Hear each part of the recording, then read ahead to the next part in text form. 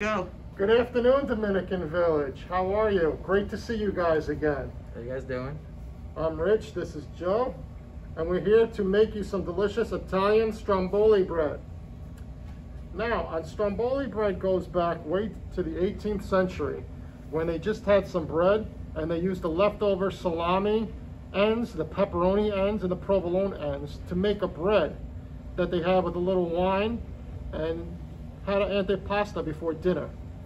Stromboli has become extremely popular in the United States now, where you can purchase it in any Italian deli or pizzeria. Starting out, we have a pizza dough right here that Chef Joe made from scratch. You want to tell the ingredients of the pizza dough, Joe? Yep, we basically took a dry yeast and we bloomed it in a little warm water. And once it, you start to see a little bubbles activate, then we added some flour, a little salt, a little sugar, and a little olive oil, and we let it rise. And once we reach the little double in texture, we're going to have the ability to now stretch it out. So what I'm going to do is I'm going to take the smooth top side, I'm going to flip it over, and I'm going to stretch it into a rectangle. What I like to do is start from the middle and work my way out. And you can always purchase the pizza dough at Uncle Giuseppe's, or they even sell it at the supermarket now. If you don't want to make your own, you can just get one pizza dough, and they sell it individually now. They even sell it at Aldi, any supermarket, and it's so easy to make once you have the pizza dough if you don't want to make it from scratch. So once you got to this point and you got all your dough nice and evenly spread, you're going to be taking these ingredients right here. I like to start with the cheese on the outside, personally just because it's the largest of all the pieces, and I'm going to shingle them across just like so. Next, I'll take the salami, again just because it's the size of it, and I'll show you why when I'm in the process of rolling it, why I prefer to have the larger ones on the outside and the smaller one on the inside.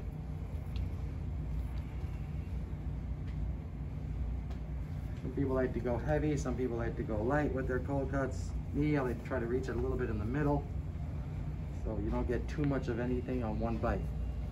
Next, I take these pepperonis and I get a decent amount in here. There's many different Stromboli breads that you can try.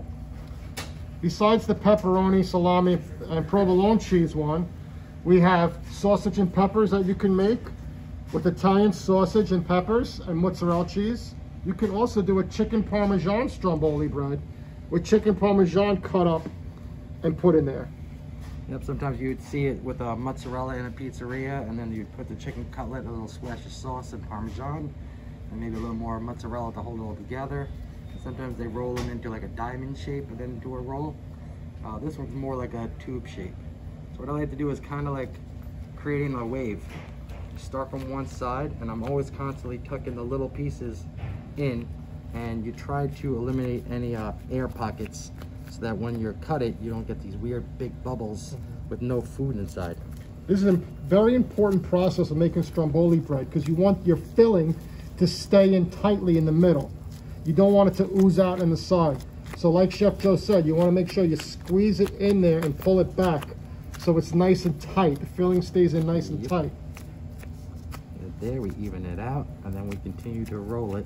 And I like to always flatten this out as much as I can and make sure there's enough moisture, which you can see there is, so that when I push it on top, the water, or the moisture right here actually, is going to cause it to stick to each other and not open up like an explosion of cinnamon rolls or something.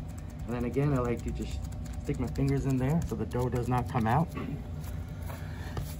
And when the dough still has a little moisture, as you can see, I'm going to take these Parmesan cheese and a little basil. Sprinkle it right on top, just like so.